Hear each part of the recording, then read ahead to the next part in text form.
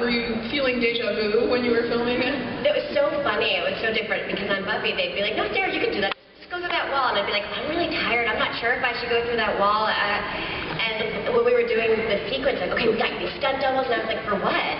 And they're like, well, you have to take a fall to the ground. I'm like, but why do I have a stunt double? And I was like, and they were like, well, you'll just like pretend to knock. And I was like, no, I can go to the floor. And they were also paranoid. Like there was discussions on set as to whether or not they would be okay if I did it. And I'm thinking, this is weird. And so then I took the fall, and they were like, oh, well, that's cool. And then I'm like, okay, well, can I go through the wall? And they're like, no.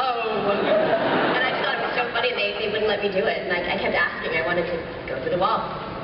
Well, you are an exec producer. Maybe you should. Yeah, I should have yelled at myself. Yeah. Exactly.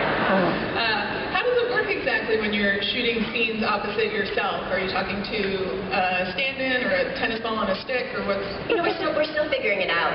The technology is advancing in leaps and bounds, and just while we're shooting, I feel like it's advancing. And the last season of Buffy, I played Buffy, the One, and Robot Buffy, and it was literally like old school split screen. You know, you stand still, and the next one, you know. And now there's so many different options, so it depends. Sometimes I'm playing opposite a double. In some scenes, you'll actually see the double. In some scenes, I'm hearing it in my own playback. I have an earpiece. In some scenes, I'm just making it up. And then eventually, I feel like, you know, by season 3, they'll clone me. Or at least that's what I'm hoping for. And that's when the triplet comes in. Yeah.